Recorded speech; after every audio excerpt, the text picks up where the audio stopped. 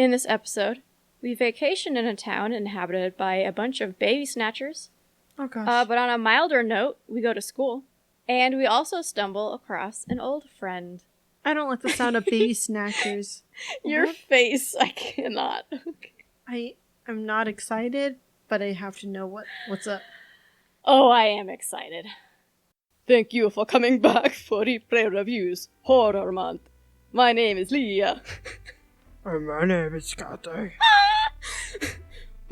We are two friends who are here to replay, review, and analyze your favorite video games. And since Kathy has never seen the games before, it helps me view them through her fresh eyes. Almost like I am discovering them again for the first time. How about pay a similar experience for you? Do I sound like Dracula or just Italian? You sound Italian.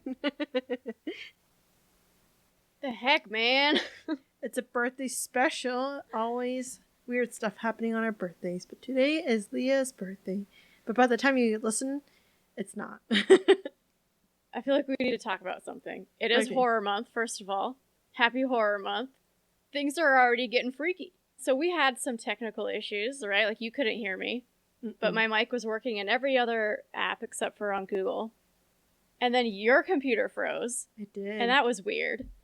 But here's where I get freaked out. So yesterday, I was running on the treadmill, and so I was timing, like, stopwatch on my watch, right? Mm-hmm. And this was like 9:20 last night. Mm-hmm. And I forgot to pause it, put it back on after my work meeting this morning at like 9:30. So like 12 hours had gone by. It was at 6 hours and 43 minutes. Are you sure the battery didn't die or something? It was still counting. But how is it only 6 hours? I don't know. That's what I'm scared. What happened? That's so weird. Where'd my watch go? It took on some weird time traveling. Anyway, already off to a spooky start. Are you ready for Horror Month, Kathy? Do I have a choice? You're gonna wish you did when I tell you that this game was originally banned in Australia. What? Why? Too gory, too sexual, too scary. Anything more sexual than SDWDOs? Yeah. Oh, gosh. Yeah. It's been toned down a bit, though. I think you can handle it. But we'll find out. We meet Blake and Lynn. It sounds like she's a reporter and he's like her sidekick, but also her husband. He does the editing and the filming, I think. And then I guess Blake is streaming. He's streaming about being back in school. And somebody named Jessica. Well, I mean, we learned they're there because a pregnant woman was probably murdered. And then you learn immediately talk about a person named Jessica. Who's Jessica? How is she important? It sounds like they went to school together. And Lynn says that she hasn't thought about her in ages. So it's been a while. Not much to make out of that yet, but yes. It sounds like they are here investigating the murder of a young pregnant woman. I guess the police report says that she strangled herself to death. I don't know how you do that. They say all the mercury in that woman's blood, and then it sounds like they think she was poisoned by a factory. Lynn says we should probably mention the fetus too, how it just... And then she doesn't say anything. I'm getting really bad vibes from this. There is an interesting line. Lynn says that he should have slept last night, and at some point we learn that he didn't sleep last night because he had to get that hospital footage organized. Think there's any chance that hospital could be Mount Massive? That's what I'm thinking. I'm also thinking that talking about the pregnant woman probably is related to Outlast and Whistleblower, especially the study about women spontaneously getting pregnant. Is it just a coincidence? But then this bright light, it knocks the helicopter out of the sky. And then all of a sudden Blake is now in school.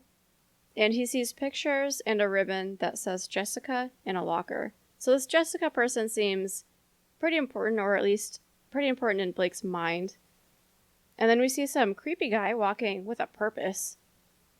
And then we wake back up at the crash site. I don't know if you have any comments on him suddenly being back at school.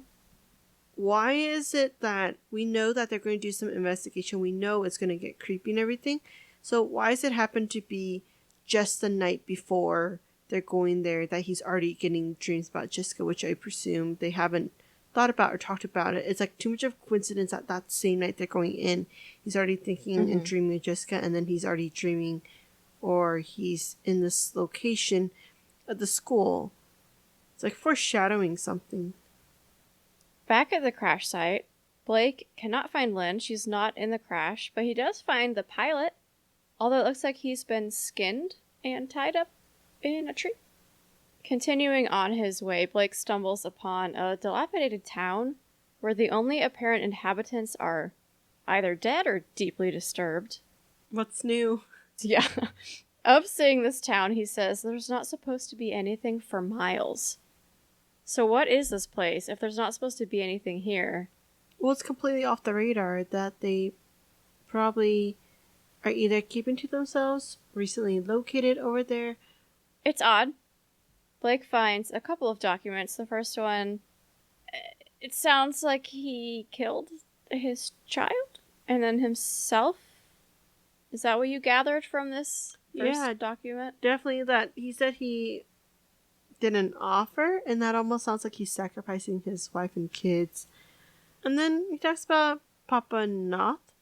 Yeah. We don't know who he is at this point, but we will soon get to know about him. Yeah, and why is he comforting women? What's going on here? The second document was written by a woman named Lisa, and I just have to say, Lisa, what the are you okay? Because it sounds like she's having visions about a pee-pee monster. And then she says that I saw myself all those years back blinding Daniel with the lie. And she woke up super horny. So what? What? What? We will get to see a lot of people are going to bed and waking up pretty horny. And then we keep walking, and I don't know what is happening with this weird, creepy baby shrine. Blake calls it a tragedy wall. He's got pictures of babies all over it. Later down the road, we learn that people are cutting babies out of people's stomach. And so why are they pretending that, like, they don't know what's happening with these babies? Or, like, you know what it is. And yeah, if you want to, like, feel bad about it and stuff. But the way they have it almost seems like we don't know what happened, but all we just know is the baby is missing or anything. Like, I feel like these people should know what's going on. So yeah, you make a good point, because when we continue on, we enter this weird room, and there's like a poem or a song, Midwife's Lament, and basically it describes killing a baby. Babies in the bellies are like sent from hell and they have to be cut out, and it's definitely really creepy. And I think we need to mention, like, the entrance to this building that he walks into is really off-putting. And why anyone would choose to go down the stairs is beyond me. Go around. Just find another way, right? Like, that's... no. But the question is, how are there so many babies and fetuses and how are, like, women still alive there? Like, how are they getting access to kidnapping these pregnant females? There's a line that somehow stands out more than killing the baby. And that is, the babe is growing sent from hell. And it almost seems like they're being fed a line, though. It reminds me of, like, Father Martin spewing certain things and people completely believing it. So I feel like it just might be one of those things where someone keeps saying that, trying to make it true.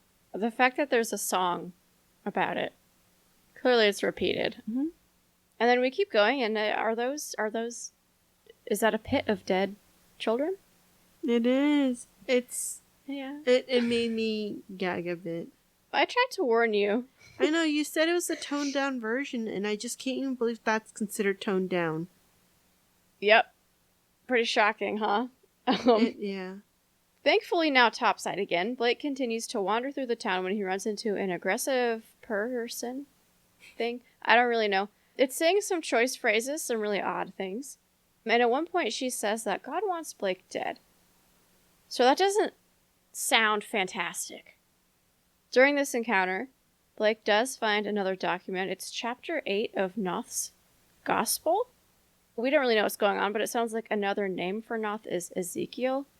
But there was also a quote referencing him cutting his eye. So he cut his own eye. Who does that? We don't know if he did, though. Maybe he's pretending to have cut his eye. It's true. It's a good point. Speaking of eyes, Blake wears glasses. They fall off his face. Have we ever had a main character that wears glasses? No, they usually wear contacts. That's kind of cool, I guess. Oh, not Date, but the Date's love interest. What's the guy's name? Date's love interest. Pseudo. Yeah, Pseudo. Oh my gosh, that just killed me. Okay. True, yes. Blake is then attacked by some village people, but is saved by another blast, like the one that caused them to crash.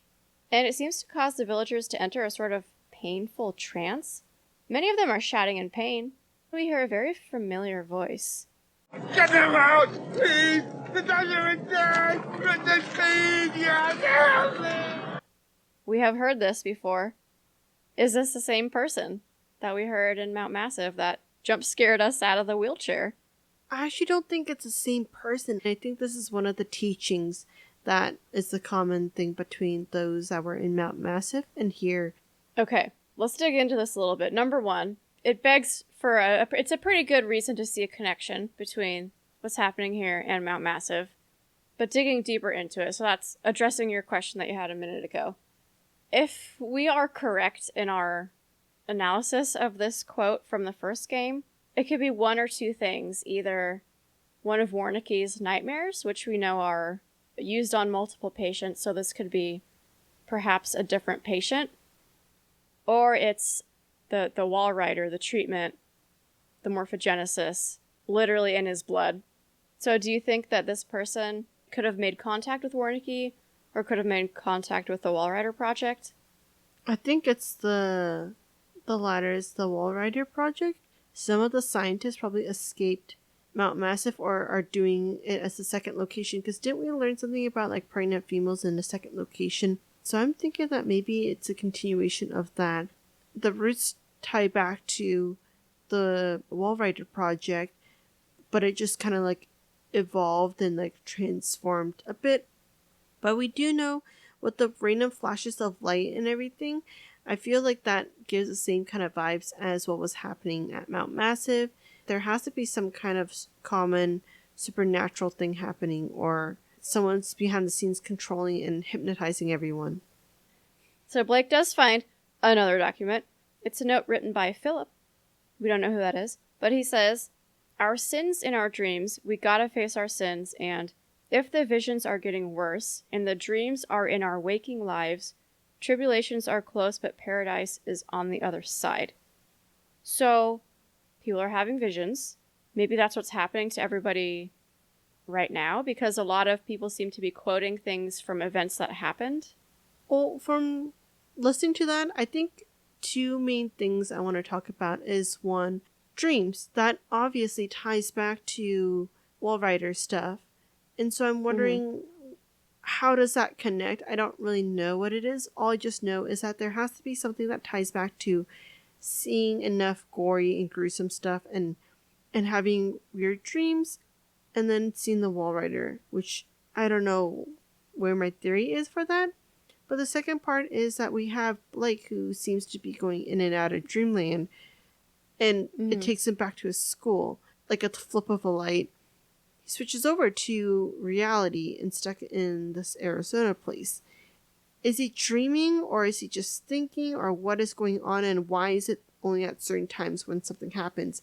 And I'm wondering if that flash of light is really what controls them, and that's why they crashed. That's why the pilot crashed, is because that flash of light was something that, I don't know who, probably not, is telling him like, hey, flash this light and get everyone under our control.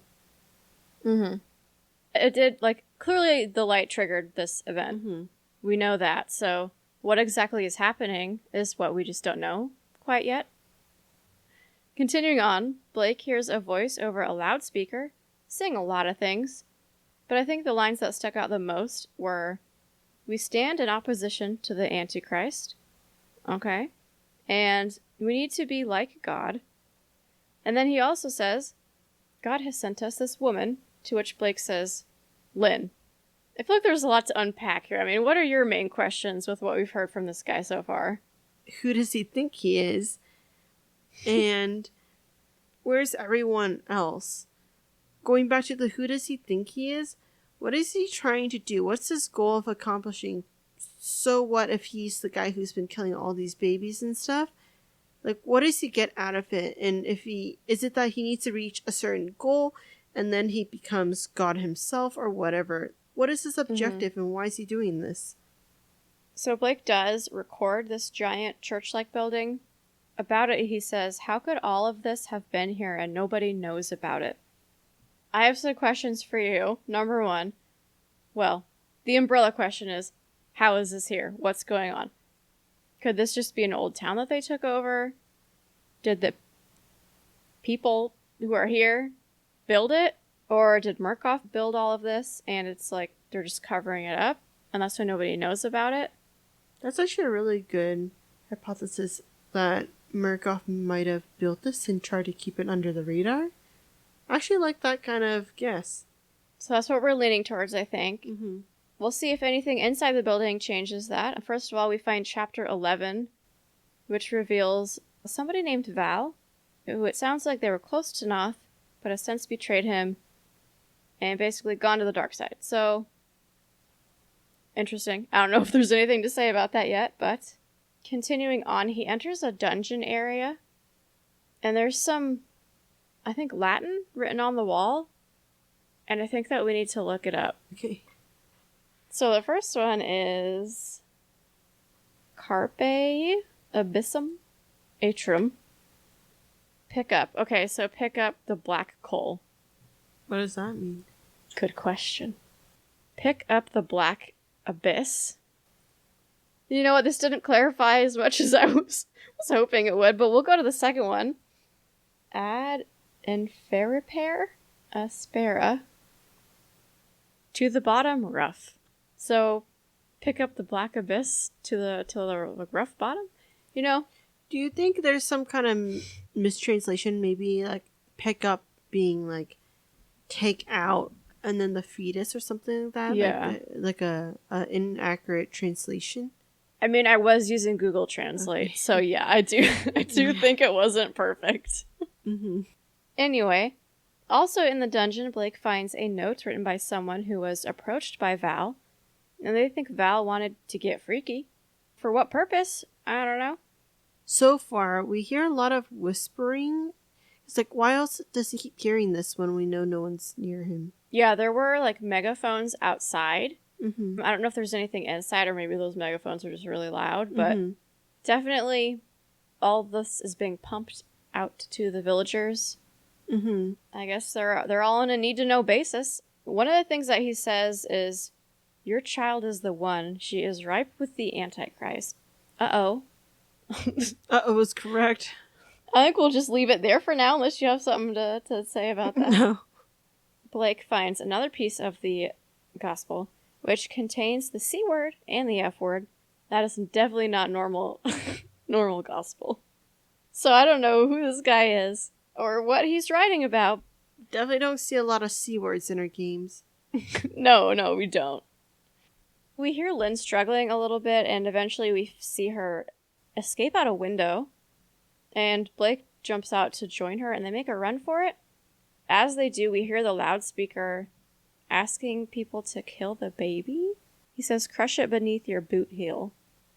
But the thing is that unless she's pregnant, that we knew it before they got there, what baby?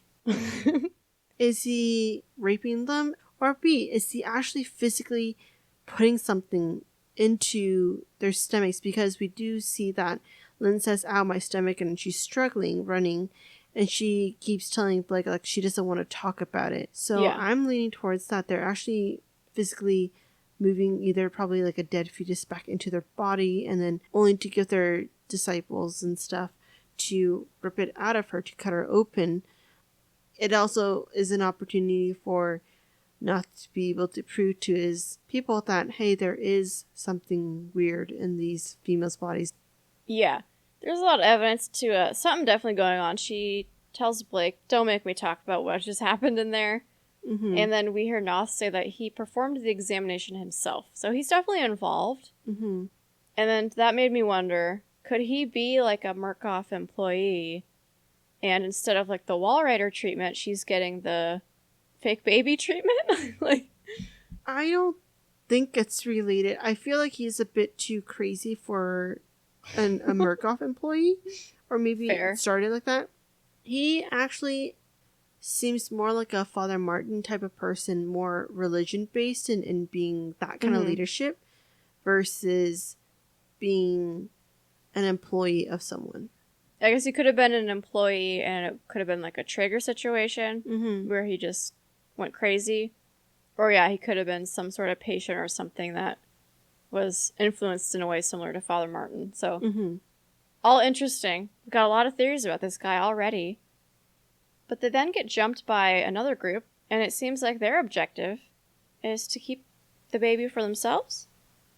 They take Lynn and leave, and their leader, by the way, has no sense of space. And they're also just kind of icky. They lick Blake's face. It sounds like this is Val. What did you make of this scene? There's a lot. It's a lot. We had to pause. Going. Yeah. So, focusing on one person at a time for Blake. I almost thought he was about to get raped by this woman. So that was my first reaction when she, like, licks his face. Big sexual harassment lawsuit. So on Lynn's side, it almost sounds like she's having her stomach cut open when she's alive. And that really freaks me out and that scares me. I mean, for obvious reasons, but it's just like, it's so insane that they're doing these kind of actions without really understanding why. It's just that like someone on the megaphone is blasting out saying that cut her open and take out her baby and everything, and then they're doing that without really thinking for themselves. Okay, so I'm going to clarify a couple things. Immediately after this, Blake says that there's two sides, and he says they're Christians and heretics, but this is definitely not Christianity, so we're going to call them Nothers and Valors. So there's two sides, and the Nothers are the ones who want this baby dead. And the Valors, who we just saw attack, they want the baby, it sounds like. Because they come in saying, we want the child. So I don't think they cut her open here. Okay. They, at the very least, knocked her out. It's very difficult to see what exactly is going on. And I've seen this multiple times, and now that I wasn't actually actively playing, I was trying really hard to pay attention, and I definitely saw Val choke her to sleep. But I don't know what else they did with her, and I don't know what their plan is with her. I think just for clarification purposes, there's two sides. One wants it dead, one wants it alive. Okay. I don't know if that... It does clarify things because... and we know that Val was a trusted disciple of Noth, and she betrayed him. And so I understand now that her stance on it. It was just so chaotic in, like, 5 minutes of both everything that happened to Blake and Lynn, and I could barely... One, I was already struggling to not freak out and try to understand what's going on, but then to not really understand what's going on, but also be so scared of it. Blake escapes, I guess, or they punch him out and then let him go. And he ends up in another section of town.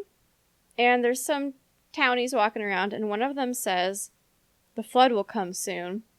And that reminded me a lot of Dissociative Dennis, who, in that patient status report, they mention his multiple personalities talking about a flood.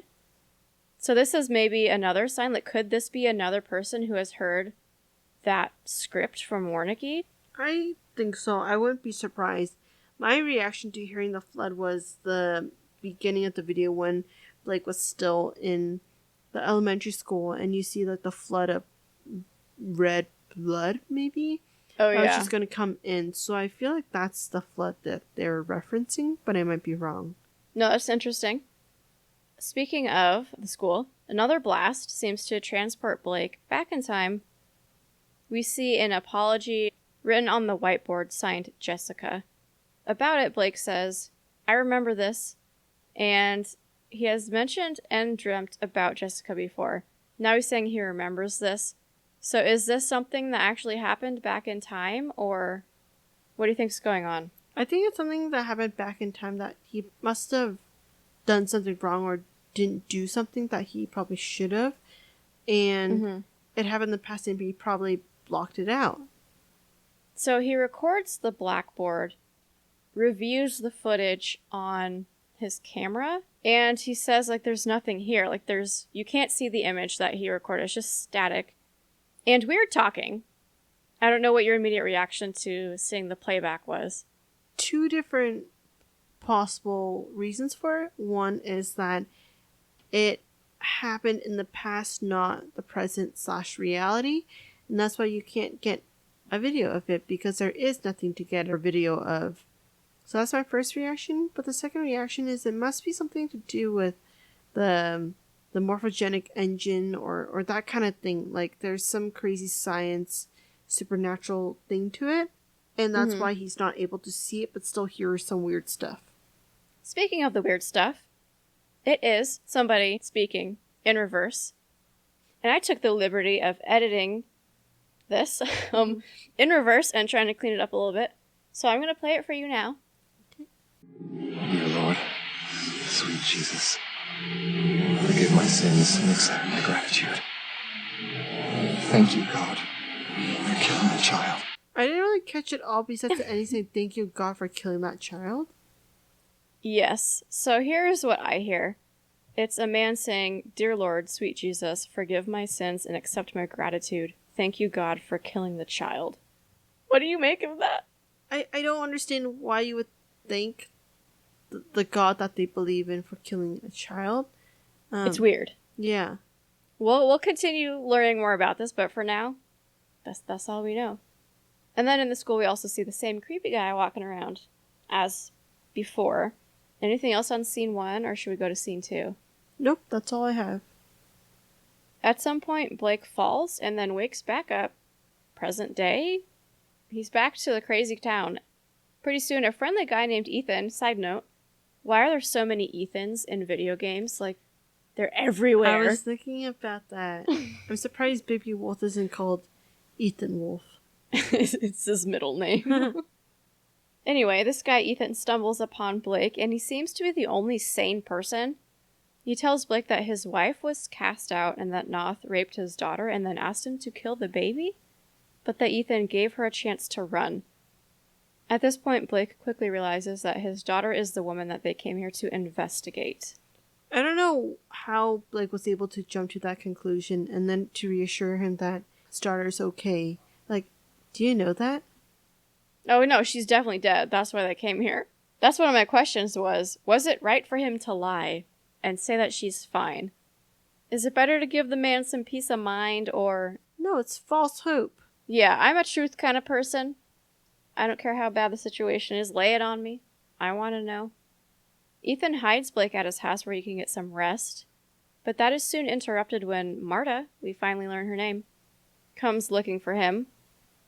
She's trying to find Blake and knows Ethan probably knows, but he does not give Blake up, and he pays a very steep price for it. Why do you think he's doing this for Blake? I don't know why he would do it for Blake, but I do feel like the type of guy he is, that if he's wanting to save his daughter and do right, then I have a feeling that it's just the type of guy he is, and he's not going to betray Blake, especially knowing that Blake would probably have been the one who could help him track down his daughter. Yes. He dies. Marta kills him. I feel like we need to do so long for him. I mean, this is maybe the only decent person in this whole game. Mm-hmm. And the amount of time that he had was so short. Mm-hmm. And I feel like there's a little bit of symbolism there. You can't be a sane, normal person in this town. You have to be crazy on either side. Yeah. And he was a good guy. And he saved Ethan's life, so he's a mother respecter for me. 100% agreed. Slightly disrespectfully, Blake decides to film Ethan's dead body. And basically, this is when we learn that this person's name is Marta. Other than that, he also finds a letter that Ethan wrote. So the letter is just about Ethan to Paul that they're cousins, and it almost sounds like Paul was some high-ranking person within the Noth group of people, like almost like a manager level or something. It's like, why else would he need to ask Paul to help him try to convince Noth, right? So I don't know who Paul is, what his deal is, or what's his ranking, but it seems like Paul can have a lot of sway. What kind of hierarchy is there in this place? Like, is there organization? Is there structure? Is Paul like an SDWDO was to Father Martin? You know what I mean? Is he like one of those henchmen, sidekicks? But continuing his search for Lynn, Ethan runs into some people who have been tortured and hung up, kind of like the pilot was. But here's what's weird about this. Okay, this is Outlast. It's not that weird to see dead people. But when he looks back at the recording, he says, she was just a kid. And that doesn't really make sense. So is one of the people hanging there a kid, or is he talking about Jessica? I actually thought it was just like a mistake on the game. That they probably were supposed to put the audio for something else or take it out. So not long after this, Blake finds chapter 5. There's some weird things being described in this passage. This isn't the first time that we've heard some sort of creature be described. It could just be biblical references, but could this also possibly be like a Wall Rider 2.0? Yeah, well, I wouldn't be surprised if that was the case. Why keep them? That's my question. Yeah, I don't know what you said. That just made me think of this, but it seems like in these... Well, because we see this description, and it talks about genitals. And then in that note from Lisa, she saw a creature and woke up like horny. So could these things be part of the process of the whole, like, the weird pregnancy things? Yeah, I mean, there has to be something different about the reproductive organs and processes in people. Because it almost sounds like they don't need 9 months to grow a child. It's a lot sooner than that. Alright, so continuing to wander around this town, Blake then witnesses Marta dragging a dead man by her weapon thing. I don't really think there's anything to note there, but she's killing people, so that's weird. Why? And then after being chased into another section of the town, Blake finds another document, and I just have to say, Marcus, are you okay? Because it doesn't sound like it. I don't know what you thought of this document. Sounds like he's ready to start threatening being physically violent towards the recipient of the letter. It sounds like maybe they're married or in some kind of relationship, and I think they had a child, and they had to kill it, which seems to be a common trend. And that she's just not getting over it, and it's making Marcus mad. I wonder why. It's making Marcus mad, and he just doesn't seem to understand. Why should you be mad that I killed and murdered her child? Right. We find another document, and it's clear now that people are getting sick. But do we know why? And this was also written by Val, actually, so they talk about people getting sent to be with the Scald, and then their children come to Val, who takes care of them. But then at the end of the note, there's a line that says, "What do these dreams mean?" One crazy theory is that maybe everything's all in her mind. Like, they're all dreams, just different sections, so that's one thing. Blake is able to continue unmolested for quite a while until another blast seems to cause all the birds to fall out of the sky. What causes these blasts, and how does it kill birds? Yes. I know what's happening, but I'm not going to tell you until I figured it out the first time I played it. I did not figure it out yet, so... Okay. I'm just going to leave you dangling there. But then Blake does find himself in heretic territory, or I guess Valor territory, and comes across a shrine or temple area. And then he records that, and again has a weird comment when he rewatches the recording. And he says, "He said she did it to herself. He said he was protecting you."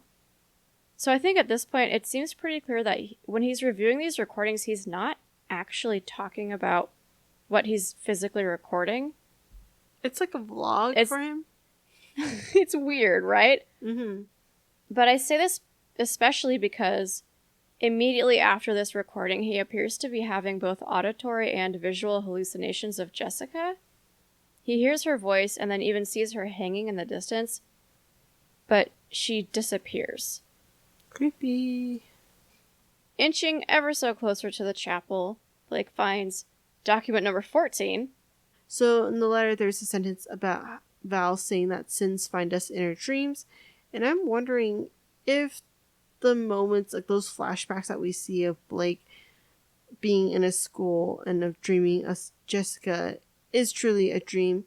Is there something that he had a sin for? And like, we don't know much information, but that's what's being implied here, is that he must have done something wrong, that he keeps getting dreams about Jessica and being in that school. Mm-hmm. And then, yeah, there's another line, or two, that also reference being horny when you wake up from this. So I feel like this is more evidence that there's something about this, whatever's going on, that causes women to maybe not reject whatever treatment this is. Mm-hmm. I don't know. I don't like it. Yeah. So we find, I think, the last letter from Val, and this one was actually addressed to Noth, and it's pretty aggressive. But there's one line that stuck out to me, which is, "You thought the visions were punishment." So I'm assuming this is the same things that we've been seeing, these people hallucinating, dreaming, whatever it is. But they don't really indicate what they think the visions are. So if these aren't a punishment, like, do you have any theories what these are about? I do think that they're not a punishment, but a way to control their fears and use it against them. They're going to be talking about what they dreamed of, and then it just gives whoever's been controlling everything some more insight on what to be able to use against someone. We find another document that describes more disturbing dreams that should not turn a person on, but are. So the trend continues. And then at the power generator station, Blake finds document 18, which is, it indicates that Noth is taking penicillin, but not being honest about why. Mm-hmm. Probably STDs and... That's what I'm thinking. Right? But they also called something about, like, study aids, and I don't really know exactly what's going on. And maybe if taking them pills are making things worse, or are they truly making things better? So I'm thinking that that's what he's telling these people who are, like, running his errands, going out into the real world, it sounds like, to run these errands for things that they need, that are modern. And so he's sort of lying to them, and that makes me wonder, like, why is he lying? And then there's your theory of, like, him raping people. And so then I'm like, is that what the Scald are? Are these just all people who have STDs from Noth? And my reasoning for this is because of the letter written by Ethan, because we know that she was raped, and then after that, he says, I'm going to send her to the Scald.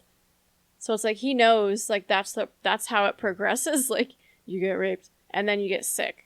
I'm actually thinking that maybe the meds aren't STD. Maybe that they're for... Like, maybe they're for something, and then the side effects is, like, it causes hallucinations. And that's why he's a bit crazy. And then he probably does something and spikes everyone in, like, the water and causes everyone else to have hallucinations. So I'm going to Google, what is penicillin used for? It's an antibiotic to treat infections caused by bacteria. Oh. It's used in treatment of throat infections, meningitis, syphilis, and various other infections. Also, penicillin and other antibiotics have a crucial role in treating STIs. It's recommended for all clinical stages of syphilis. Is it syphilis? Does he have syphilis? Oh my gosh! Sorry, the spider's on my computer screen. Okay, you need to kill it. Dude, take a tissue or a cup or a sheet of paper, roll it up. I'm not touching that. You know how I usually kill them? I spray them with hairspray until they asphyxiate. Are you wasting your hairspray like that? I don't see it as wasteful. It's true.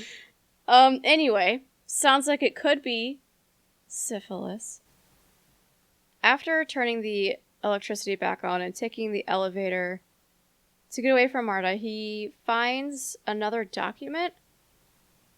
And it sounds like they're drinking stuff called the grape. And I don't really know what the grape does. So in this area where he's trying to turn the power on and get the elevator working, there's a point where he runs past a group of people who seem to be dead, slumped at a table, and it appears that they drank cyanide. And then later we find this note after he gets the elevator working about drinking the grape. But it doesn't really sound like the grape kills you, but cyanide definitely does. So I don't know what they're drinking and for what purpose, but do you have any theories on what the grape is? Like, is that just wine? I thought that was wine too, but at the same time, where's the cyanide? Yeah. Unless someone's spiking their drinks with cyanide.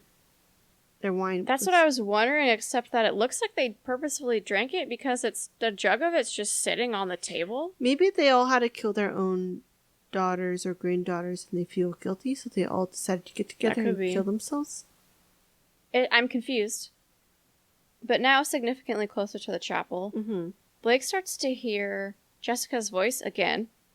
Following the voice, he is attacked by a tongue monster that drags him back in time to the school again. Are we sure it's that tongue monster, or is this like the multi-dong monster that Lisa talked about?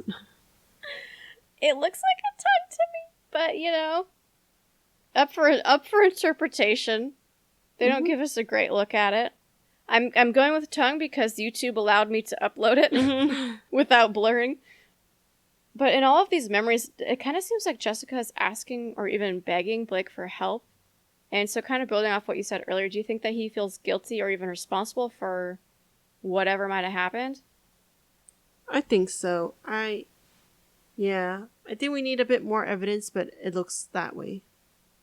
And then the same locker that we saw in an earlier vision opens by itself, which is unsettling. And this time we see a page of notes written by Jessica and Lynn. And it's mostly your run-of-the-mill, young lady jibber-jabber. But Lynn does write, "You have a big sloppy crush on Blake." So, love triangle? It almost, maybe like this is a really wild guess that maybe Blake wasn't too gentle with rejecting Jessica. Maybe she just took her own life. She snapped. Yeah. She couldn't depart with the truth, and she just took her own life, and that's why Blake is feeling so guilty. Yes, and it's interesting that all three of them knew each other. So it'll be interesting to see if we learn more about that dynamic. Yeah, but Lynn doesn't really seem to remember much about Jessica, but we know that it must have had some massive impact on Blake. Oh yeah, for sure. He's definitely way more affected than Lynn is, unless Lynn's just not letting on. But towards the end of the vision, Blake once again sees Jessica hanging, and then she's grabbed by the ever-terrifying tongue monster, potentially dong monster. So Blake records this, at which point we again hear some reverse talking. So would you like to listen to it? All right, here we go. You removed the temptation beyond what the flesh you made was able to resist. So this one, I had to slow it down a lot and do a lot of background noise removal. So it sounds kind of weird, but I'm going to play it for you one more time. Okay. You removed the temptation beyond what the flesh you made was able to resist. All I heard was like something about removing the flesh and then something about temptation. Yes. So there's some debate on what exactly is said, because it is quite hard to hear, but I feel like spending time editing it down, I was able to get fairly accurate. What I hear is, you removed the temptation and the armor of the flesh. You made us able to resist. But it also can say that it is the ultimate resist or something, like ultimate something. Like I don't know. What's the other debate? It's all pretty close. Okay. Like, instead of the armor of flesh, it's the arm of the flesh. Okay. And you remove instead of removed. It's all pretty close. So I don't know what the armor of the flesh is. I don't know what we're resisting. But it's a little creepy. Very much creepy. Any theories on all this backwards talking? Like, who is this? What's going on? It's definitely not going to be accurate, but it almost sounds like something like the morphogenic engine. It's all reversed, like it recorded tapes and now it's playing backwards or something like that. You know what I mean? Like, I think it has something that ties back to the Wall Rider. It doesn't even have to be the Wall Rider. It might have been another project around that same period of time with crazy things. And it's just like the playback is reversing things. So I think that's what it is. After watching the playback, Jessica gets yoinked by the tongue monster. And I'm fairly certain there's not a connection between Tongue Monster and Andrew Earlicker. But I really want there to be. I mean, I wouldn't be surprised if that was the case. And then Blake again comes to in the real world. So this is a little interesting because it happens fast, and it's a jump scare. He opens a door in the school, right? But as the door opens, the door becomes a different door, and now he's in, the real world, we're going to call it. So, was he moving while he was hallucinating, is my question, because if he's opening a door in his dream, he also opened this door because we see him open this door. So has he been wandering around, kind of sleepwalking, but hallucinating this whole time and navigating, but his mind is just elsewhere? It almost seems like he's operating in parallel universes, which I don't know more about how it would work just because we didn't see the connection yet. But we know that there can be supernatural and kind of crazy stuff going on, so I wouldn't be surprised if he's living in parallel universes right now. Yeah, I think there's definitely evidence that he's still moving in the waking life, but his brain's not there. It's interesting because the people that we saw seeming to hallucinate, they were like crippled on the floor in pain, but maybe they're just farther along than he is. So I don't know, there's a lot of questions after part 1 that we need answered. Any final words from you? Definitely a very overwhelming part or intro to this game. Yes, I would say watch it when you're in the right mindset, because fasten your seatbelt, it really does take off. It's a very different pace than Heavy Rain and Yakuza. Yeah. Both of which are fairly slow, especially Heavy Rain. But without further ado, there are not only batteries to track in this game, there are also bandages. Do you have any guess on how many batteries were picked up in this episode? This episode, probably 20-something. No. 30-something? Wrong. 40 Wrong something? way. Oh, wrong way. Wrong. Like 17 or 15? 11. 11? That low? I felt like 11 we picked batteries. a lot. I know. I did too. And then for the bandages, you can't always pick them up because they fill up really quickly. So I just counted them if I walked over to them and attempted to pick them up. So how many bandages do you think there were? Probably like 5. Ah, you're right. I am? There were 5. Oh, look at that. That might be the first time. Right? I'm usually very Nice. confident in you, and I find that I need to lower that expectation. Well, there's only so many in the game, and it's not all about what I do right or wrong. Well, no, it was... Unlike Heavy Rain, The where QTEs. that 100% was about me Yeah. sucking it up or not. Mm-hmm. Do you want to do a game total guess? Yeah, I'll do it. If you do 11 here, and there's 4 parts, right?